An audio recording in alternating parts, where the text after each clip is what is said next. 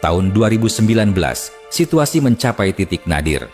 Timnas Indonesia mengalami kekalahan beruntun di babak kualifikasi Piala Dunia 2022. 5 laga, 5 kekalahan. Kita jadi bulan-bulanan Uni Emirat Arab, Malaysia, Vietnam, bahkan Thailand. Dan semua itu dipimpin oleh pelatih lokal yang tak berdaya menghadapi tekanan. PSSI berada di bawah sorotan. Media menyindir, supporter kecewa. Dan untuk kesekian kalinya, muncul kata-kata itu. Sepak bola kita butuh revolusi.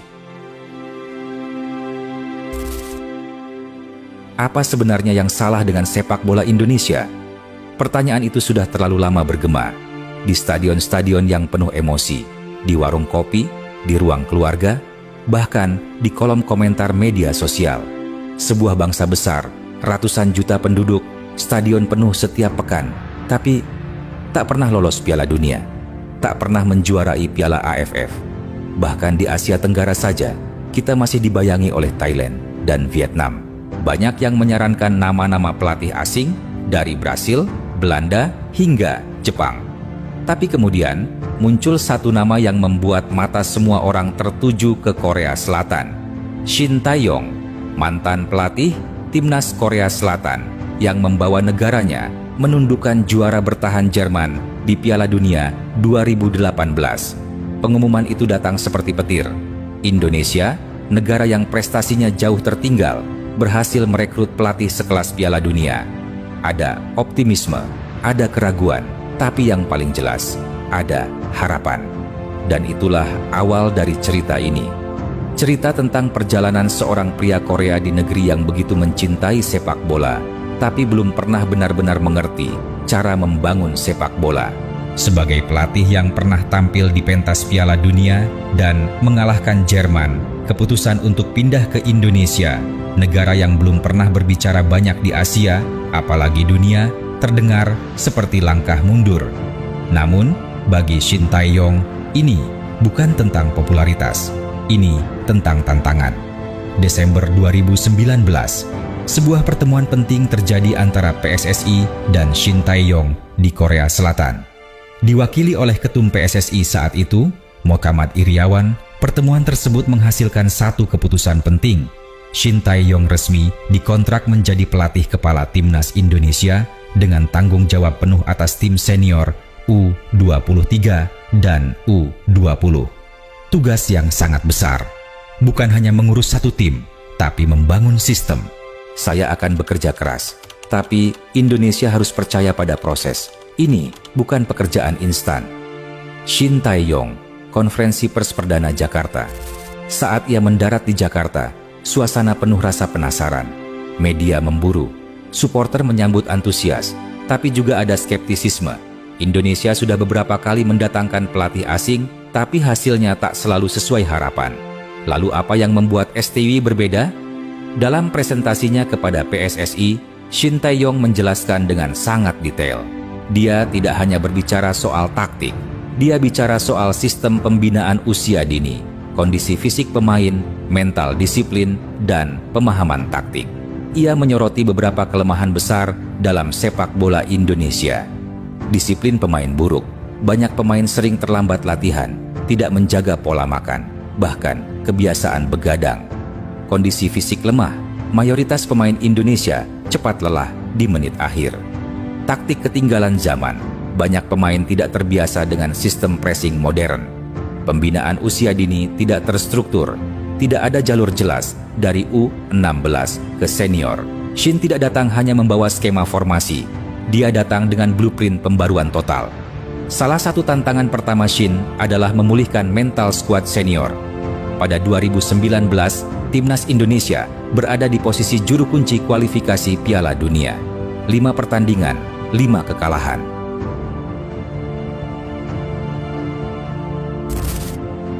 Belum genap 6 bulan melatih, Shin sudah mulai berbeda pandangan dengan beberapa pengurus federasi.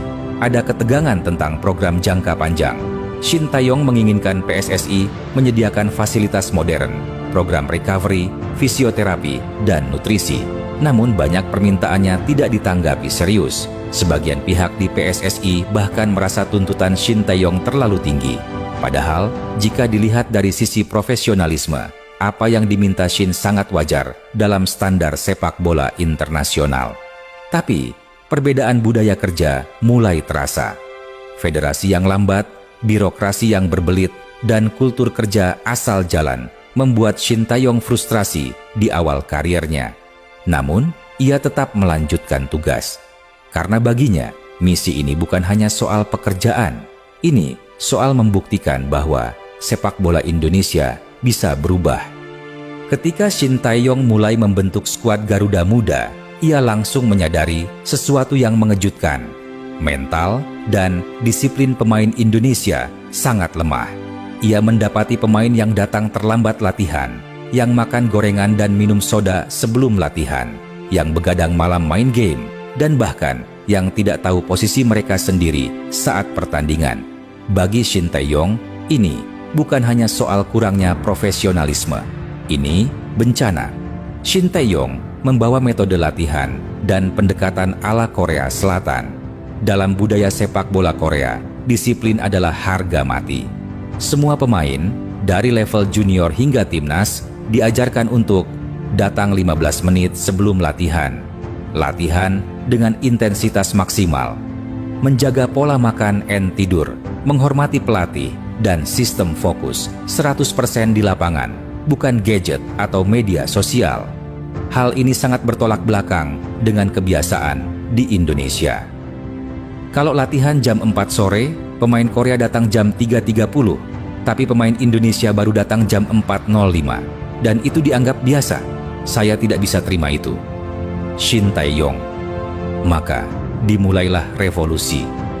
Bukan dari taktik, tapi dari mental.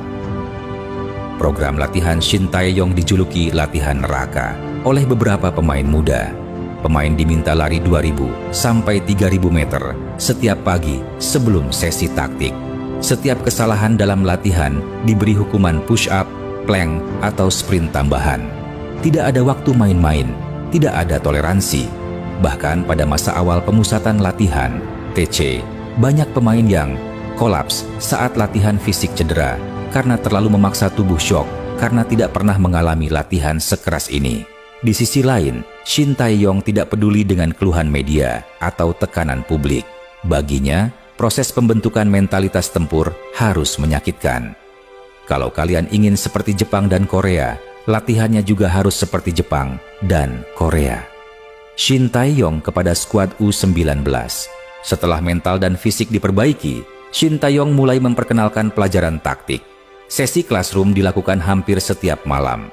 Pemain diminta menonton ulang pertandingan mereka sendiri, menganalisis posisi, pergerakan, dan kesalahan. Beberapa pemain yang dulu tidak paham peran mereka di lapangan, kini mulai mengerti cara bertahan sebagai unit, cara menekan lawan, hingga kapan harus naik atau turun. Hal ini mempercepat kematangan para pemain muda seperti Asnawi Mangkualam, Witan Sulaiman, Pratama Arhan, Marcelino Ferdinand, Elkan Bagot.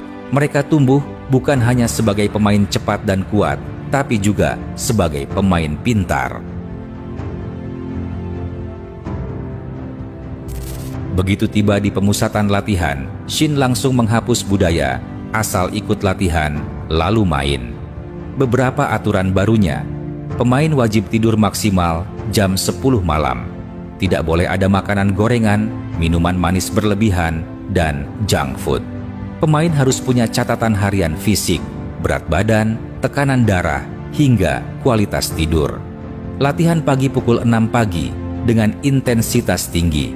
Semua HP disita saat malam agar pemain tidak begadang atau main game. Beberapa pemain awalnya kaget. Ada yang bahkan terang-terangan mengeluh. Namun perlahan, mereka mulai merasakan efeknya. Pemain yang dulunya kelelahan di menit 70, kini bisa lari hingga menit 90+. Setelah 2 tahun membangun fondasi, tiba waktunya timnas unjuk gigi. Misi pertama, membangkitkan harga diri di Piala AFF dan kualifikasi Piala Dunia. Turnamen regional ini adalah ujian pertama Shin Tae-yong. Di masa lalu, Indonesia berkali-kali lolos final, tapi selalu gagal juara. Namun kali ini, skuadnya mayoritas pemain muda. Asnawi, Pratama Arhan, Witan.